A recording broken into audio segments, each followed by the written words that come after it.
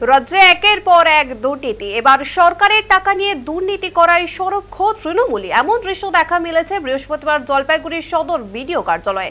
সেখানে বিক্ষোভ দেখিয়েছেন তৃণমূলের এসএসসি ওবিসি সেলের জেলা সভাপতি কৃষ্ণ দাস।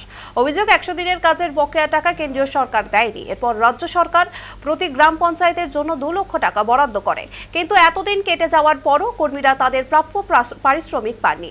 মূলত সরকারি তহবিলের এই দুর্নীতিকে কেন্দ্র করেই বিতর্কের সৃষ্টি।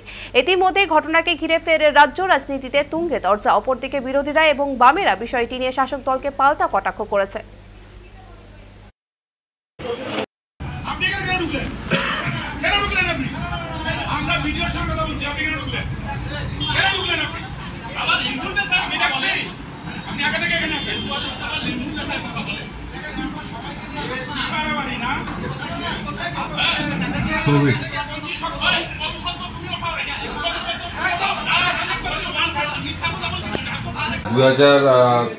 থেকে যে রাজ্য সরকারের যে বকেয়া বিল আছে সেটা আমরা অনেক এনআরজিএসে অনেক জায়গায় আমরা ক্যাম্প করছি এটার জন্য, যে টাকাটা যাতে পাওয়া যায়।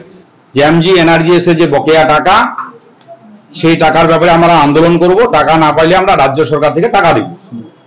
আমরা এটা থেকে দিল্লিতে যাই, দিল্লিতে যাওয়ার পরে লড়াই করা হয়, লড়াই হওয়ার পরে তাও ওরা টাকা দেয়নি।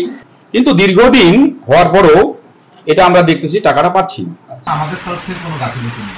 আচ্ছা, ওরা বলছে যে ওরা নাকি টাকাই পায়। অনেক কিছুই বলতে পারে, কে কি বললো সেই বিষয়ে তো আমি কিছু জানি না। আমাদের তরফ থেকে আমাদের যেটা আছে সেটা ওনাদেরকে বোঝানোর আমরা চেষ্টা করেছি।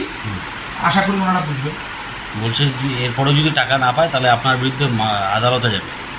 সেটা দেখুন, আমি তো আমার নিয়ম কানুন মেনেই খরচা করেছি।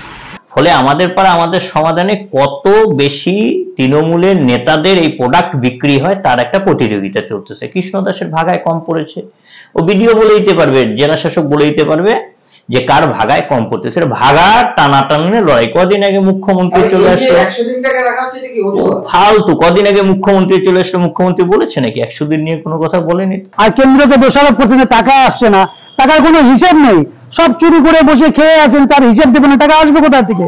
মানুষকে বোকা বানানোর জন্য আবার চোরেরা ডিক্লেয়ার করলো যে না, কেন্দ্র টাকা না দিলে আমরাই টাকা দেবো। প্রত্যেকটা অঞ্চলে 2 লক্ষ টাকা করে এসেছে, তো সেই টাকা বাকি তারা পায়নি। কি অবজেকশন করছেন? তৃণমূলের নেতারাই অবজেকশন করছে। কার বিরুদ্ধে? বিডিওর বিরুদ্ধে।